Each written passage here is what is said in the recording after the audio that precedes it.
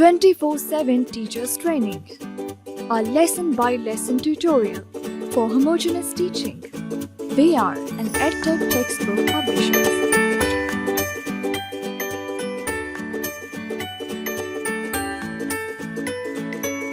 بسم اللہ الرحمن الرحیم۔ السلام علیکم محترم ٹیچر، سنو مین پبلشرز کی جانب سے خوش آمدید۔ یہ سیشن تیسری جماعت کی اردو کے باب نمبر 11 پر ہے، جو کہ ایک نثری عبارت پر مشتمل ہے۔ عنوان ہے کشش ثقل۔ آئیے ایک نظر ڈالتے ہیں حاصلات تعلم پر۔ سبق کی تکمیل کے بعد طلبہ اس قابل ہو جائیں گے کہ سادہ اور مرکب جملوں پر مشتمل عبارت سن کر اس کے اجزاء اخذ کر سکیں۔ کہانی سن کر وہی کہانی خاص خاص نکات سمیت زبانی سنا سکیں۔ 100 کثیر الاستعمال ارکان درستی سے پڑھ سکیں۔ 1 سے 50 تک گنتی اردو ہندسوں اور لفظوں میں لکھ سکیں۔ سادہ جملوں کو زمانہ ماضی، حال اور مستقبل کے لحاظ سے تبدیل کر سکیں۔ اپنی اور دوسروں کی پسند، ناپسند اور دلچسپیوں سے متعلق بات چیت کر سکیں۔ بچوں کو عبارت کے عنوان تک لے جانے کے لیے اور ان کی کتابیں کھلوانے سے پہلے آپ ایک موزوں تمہید اٹھائیں گے، عبارت کے عنوان کا اعلان کریں گے اور پھر کتابیں کھلوائیں گے۔ تمہید اٹھانے کے لیے درج ذیل نکات پیش ہیں، تاہم یہ حرف آخر نہیں ہے۔ بہتر سے بہتر تمہید کے لیے آپ کی فکری جستجو جاری رہنی چاہیے۔ درج ذیل سوالات کی مدد سے تمہید اٹھائیں۔ آپ اگر کھیلتے ہوئے گیند کو زور سے اوپر کی طرف پھینکیں تو وہ واپس زمین پر کیوں آ جاتی ہے؟ محترم ٹیچر، میں نے آپ سے پچھلے کسی باب پر بات کرتے ہوئے یہ کہا تھا کہ ایسا نہیں ہے کہ آپ سوال جب کرنے کی نوبت آئے تمہید کے لیے تو آپ اچانک کوئی سوال کر دیں۔ پہلا سوال پوچھنے کے لیے بھی آپ کو کچھ ایسی گفتگو کرنی پڑے گی جس کے نتیجے میں آپ کے لیے سوال کرنا ذرا زیادہ موزوں لگے گا۔ یہاں چونکہ مجھے ایسی صورتحال نظر آئی، میں نے سوچا کہ آپ سے یہ بات کر دوں۔ اب دیکھیں، اس تمہید کو اٹھاتے ہوئے آپ کیا کر سکتے ہیں کہ آپ بچوں سے گپ شپ کر رہے ہیں آ کے کلاس میں، آپ نے ان کا حال پوچھا، کچھ 1-2 باتیں کی۔ اب آپ یہ کریں کہ اس گفتگو، وہ جو سوالات پوچھنے سے پہلے والی گفتگو ہے، اس میں آخری نقطے کے طور پر آپ بچوں سے یہ بات کریں کہ بھی آپ کھیلتے ہیں، کھیلتے ویلتے بھی ہیں، تو آپ گھومتے پھرتے ہیں، چلیں آپ سے کچھ سوال پوچھتے ہیں، اور پھر آپ سوالات کا سلسلہ شروع کریں۔ اور چونکہ پہلا سوال کھیلنے سے متعلق ہے تو وہ پھر ان کے لیے کوئی حیرت نہیں ہوگی، بڑے آرام سے وہ اس سوال کو لیں گے کہ آپ اگر کھیلتے ہوئے گیند کو زور سے اوپر کی طرف پھینکیں تو وہ واپس زمین پر کیوں آ جاتی ہے۔ اس کا جواب بچے اپنے اپنے انداز میں دیں گے۔ تو یہاں سے پھر آپ باقی سوالات کی طرف آ جائیں۔ بارش کے قطرے زمین پر ہی کیوں پڑتے ہیں؟ کسی ایک جگہ کھڑے کھڑے آپ گر کیوں نہیں جاتے؟ یہ بڑا اچھا سوال ہے۔ اب آپ بچے جو بھی جواب دیں، آپ نے آگے چلتے جانا ہے یہ سوال کرتے ہوئے۔ اگلا سوال ہے کہ ہزاروں فٹ بلندی پر اڑتے ہوئے جہاز کا انجن بند کر دیا جائے تو وہ زمین پر ہی کیوں گرتا ہے؟ اب آپ آخری سوال کی طرف آئیں گے کہ ان سب سوالوں کا ایک ہی جواب ہے، بتائیے کیا؟ یہاں بچے سوچ میں پڑ جائیں گے، چونکہ انہوں نے ابھی تک، میرا خیال ہے کہ انہوں نے ابھی تک یہ لفظ جو ہیں 2 کشش ثقل یہ نہیں سنے ہوں گے۔ ہو سکتا ہے کچھ بچوں نے لفظ گریوٹی سنا ہو اور وہ اپنے کسی جواب میں استعمال بھی یہ کر جائیں، تو یہاں آپ پھر ان کو بتائیے گا کہ اس کی وجہ یہ ہے کہ زمین ہر چیز کو اپنی طرف کھینچتی ہے، اور اسے پھر آپ گریوٹی کا بھی تذکرہ کر سکتے ہیں، اور بچوں کو بتائیں گے کہ گریوٹی کو اردو میں کشش ثقل کہتے ہیں۔ درجہ بالا سوالات پر مبنی گفتگو کے نتیجے میں بچوں کو باب کے عنوان تک لے جائیں۔ تمہید کے بعد آپ بچوں کو بغور سننے کی تاکید کے ساتھ عبارت کی قرأت کریں۔ آپ کے لیے میں قرأت کرتا ہوں۔ کشش ثقل۔ ماجد صاحب ویسے تو سائنس کے استاد تھے، مگر بچوں کو پڑھاتے ہوئے کہانیاں بہت سناتے تھے، اسی لیے بچے انتظار کرتے رہتے کہ کب ماجد صاحب آئیں اور سبق شروع کریں۔ اس دن ماجد صاحب نے آتے ہی اعلان کیا کہ آج وہ بچوں کو ایک دلچسپ واقعہ سنائیں گے۔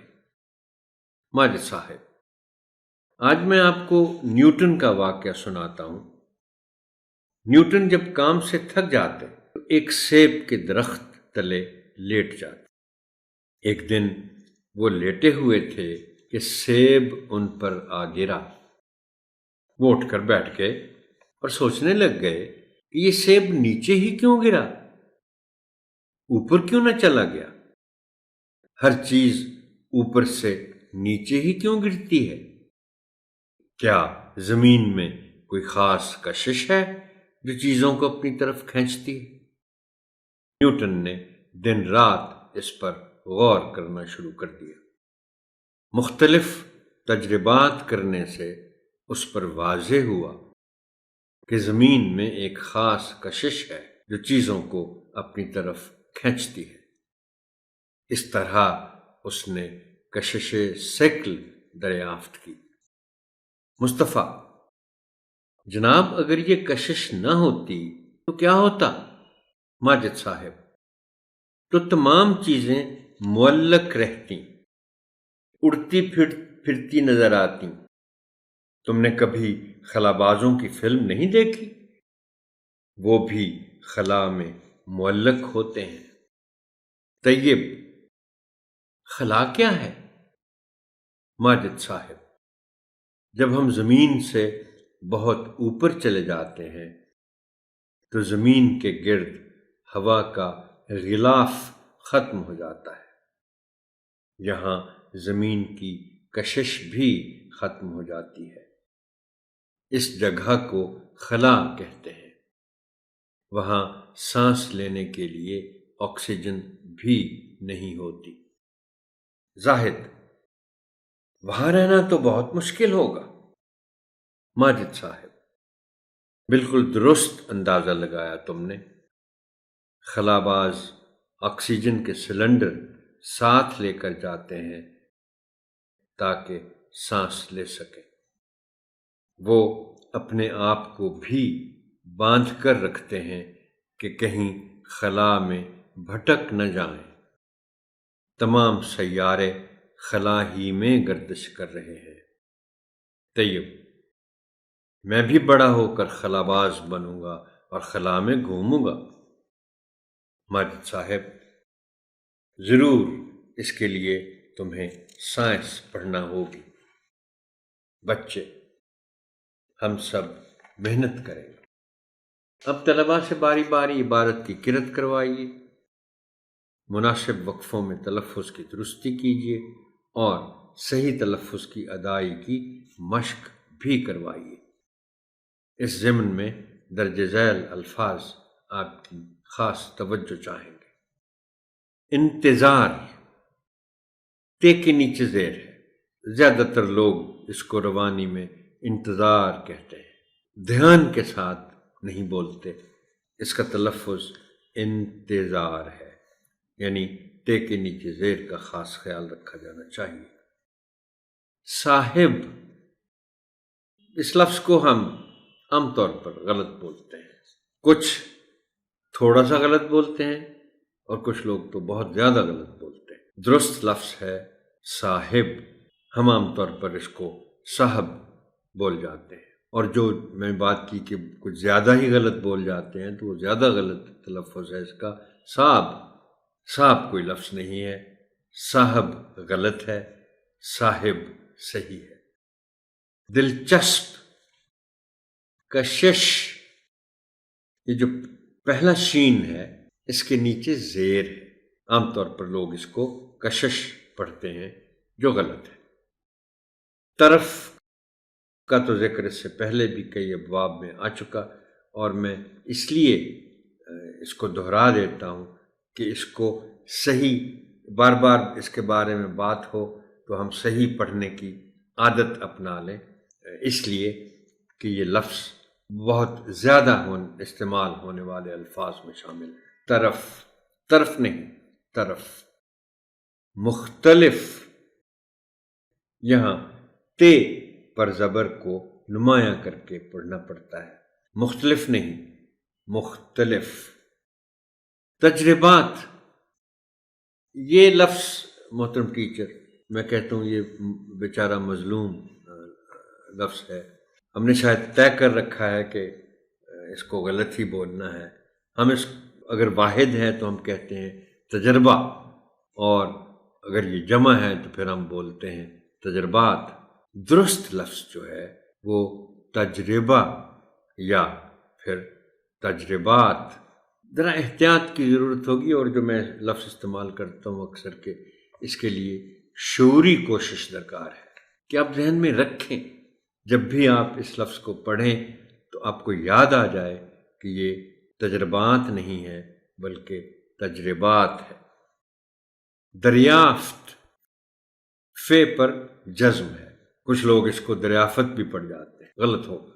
معلق، لام پر شد کے ساتھ زبر ہے۔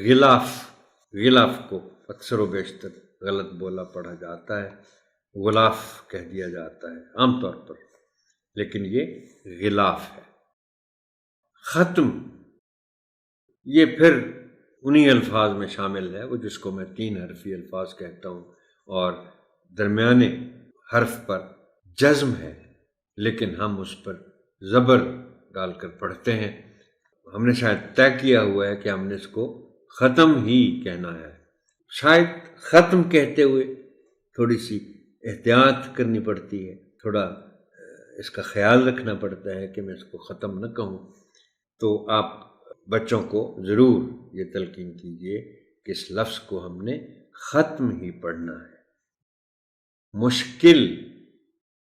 مشکل کہہ دیا جاتا ہے، بڑا آسان ہے مشکل کو مشکل کہنا، لیکن یہ بھی ایسا لفظ ہے کہ آپ بچوں کو ضرور یہ تلقین کیجیے کہ اس کو مشکل پڑھنا ہے، مشکل نہیں کہنا۔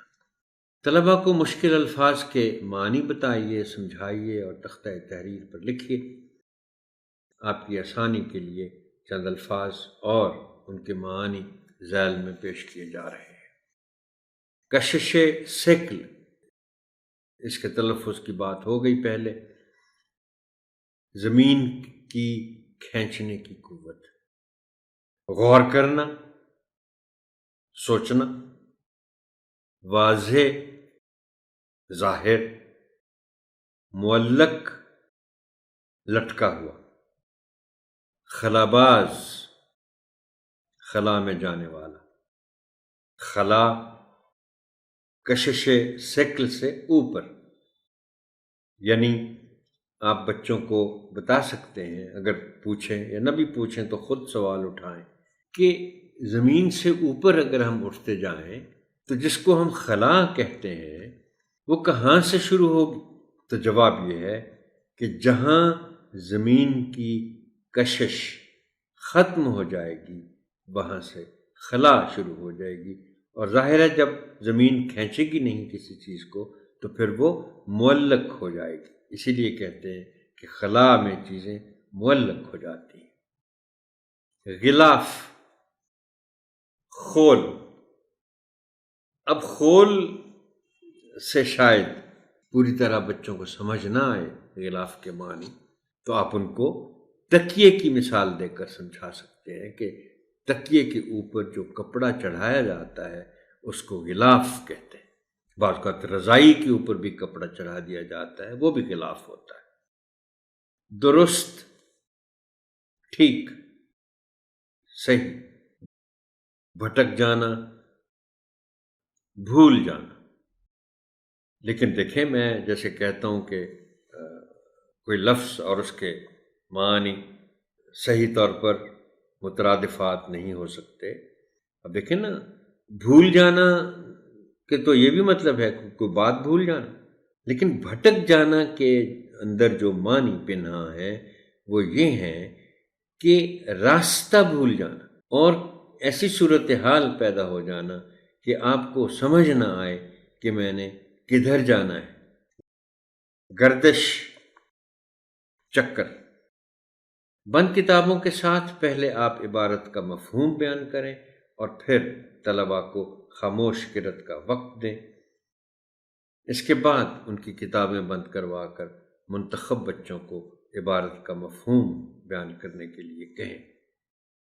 محترم ٹیچر، اس سبق کے متن کی بہتر تفہیم کے لیے جو اس کے مرکزی دو نکات ہیں ان پر ضرور بات کریں۔ ان میں سے ایک پر تو ہم بات کر چکے کہ کشش ثقل ہے، یہ ایک ایسی حقیقت ہے کہ سائنس کے بنیادی تصورات میں شامل ہوتی ہے، اس پر تو بات ہو گئی۔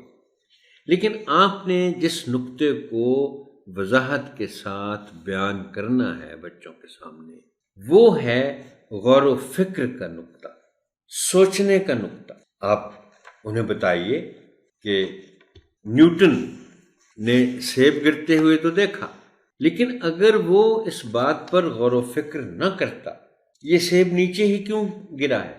اب اس واقعے سے آپ ایک بات اخذ کر کے بچوں کو بتائیں گے کہ بچوں، سوچنے کا جو عمل ہے یہ ایک بنیادی عمل ہے۔ ہم کچھ نہیں کر سکتے، ہم کوئی تحقیق نہیں کر سکتے، ریسرچ نہیں کر سکتے جب تک ہم سوچتے نہیں ہیں۔ اور ان کو یہ بھی نقطہ بتائیے گا کہ سوچنے کا مطلب صرف یہ نہیں ہے کہ آپ بیٹھے پریشان نظر آ رہے ہیں۔ سوچنے کا مطلب ہے کہ آپ کچھ سوالات اٹھاتے ہیں، ایسا کیوں ہے؟ اس مسئلے کا حل کیا ہے؟ مجھے کیا کرنا چاہیے؟ میرے ساتھ اگر فرض کریں کسی بندے نے بدسلوکی کی ہے تو مجھے اس کے ساتھ کیسے پیش آنا چاہیے؟ یہ غور و فکر ہے، یہ سوال اٹھایا گیا ہے۔ چونکہ سوال اٹھائیں گے تو اس کا جواب ملے گا نا۔ تو یہ مرکزی نقطے پر آپ ضرور بات کیجیے گا بچوں کے ساتھ کہ سوچنے کی کتنی اہمیت ہے۔ اب آپ چند الفاظ کا انتخاب کریں اور بچوں سے کہیں کہ وہ ان الفاظ کو استعمال کرتے ہوئے اپنے جملے لکھیں۔ آپ ان کے جملوں کی اصلاح کریں اور پھر نمونے کے طور پر خود بھی ان الفاظ کے جملے بنائیں اور تختہ تحریر پر لکھیں۔ اب ہم آتے ہیں متعلقہ حاصلات تعلم کے حوالوں کے ساتھ مشق، زبان شناسی اور لکھائی کے کچھ اہم پہلوؤں کی طرف۔ ایک سرگرمی کا انتخاب کیا ہے میں نے آپ کے لیے، اور وہ سرگرمی یہ ہے، میں کتاب میں سے پورا آپ کو پڑھ کے سنا دیتا ہوں۔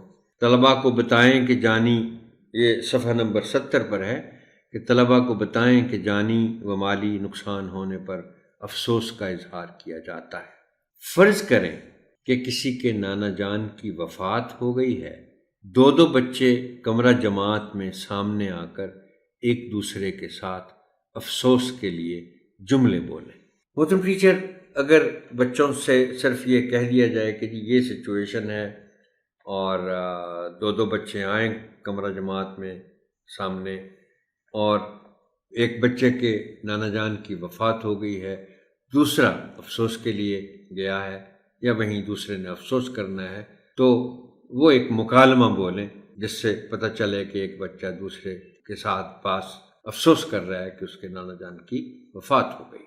یہ حاصل تعلم ہے کہ طلباء موقع کی مناسبت سے آداب گفتگو کا خیال رکھتے ہوئے درست الفاظ چن سکیں۔ محترم ٹیچر، پیشترس کے میں نے اصل میں کیا یہ ہے کہ یہ آپ کے سامنے لکھا ہوا بھی آ رہا ہے کہ میں نے آپ کے لیے، میں نے سوچا زبانی کہوں گا تو وہ بات نہیں بنے گی، میں نے اسی صورتحال پر، یعنی ایک بچے کے نانا جان کی وفات پر دوسرا بچہ افسوس کے لیے آ رہا ہے تو وہ تعزیت کرے گا. تو میں نے ایک مختصر سا مکالمہ لکھ دیا ہے. لیکن یہ اصل میں بچوں کو ہم اس کام کے لیے تیار کرنا چاہتے ہیں کہ وہ خوشی یا غم کی صورت میں اپنے خیالات کا اظہار کر سکیں، اپنے احساسات کا اور اپنے جذبات کا اظہار کر سکیں. بڑے تو کرتے ہیں، تعزیت کرتے ہیں، خوشی میں شریک ہوتے ہیں، غمی میں شریک ہوتے ہیں، لیکن ہم بچوں کو بھی اس کام کے لیے تیار کرنا چاہتے ہیں. اب یہ تعزیتی، ایک تو میں آپ کو یہ بتا دوں کہ یہ جو لفظ تعزیت ہے، جیسے کچھ اور الفاظ ہیں جو یت پر ختم ہوتے ہیں تو اس میں پھر یہ پر شد دی ہوتی ہے، لیکن یہ جو لفظ تعزیت ہے اس میں یہ پر شد نہیں ہے.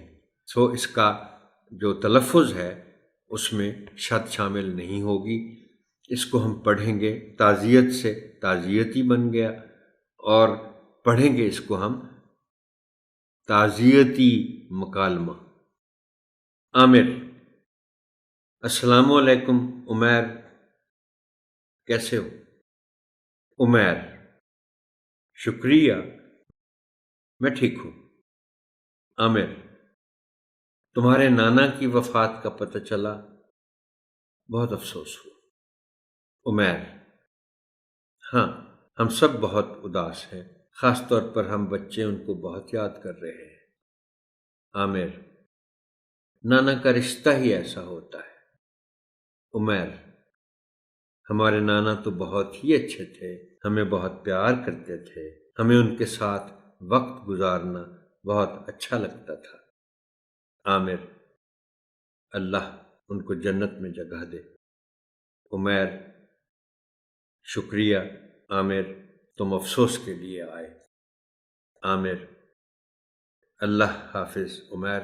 عمیر: اللہ حافظ.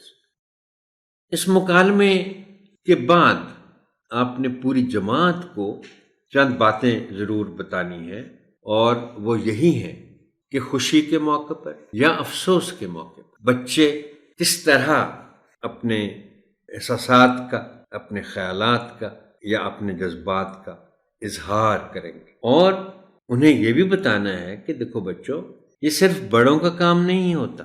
اگر ان کو پتہ چلے کہ انہیں کسی وجہ سے کسی بچے کے ساتھ کچھ باتیں کرنی ہیں تو وہ ضرور کریں، اور یہ پھر ان کی اصل میں تربیت ہے زباندانی کے حوالے سے کہ وہ یہ باتیں کر سکیں. یہ سیشن یہاں تک ہی محترم ٹیچر. آپ کی سماعت کا شکریہ. اللہ حافظ ناصر.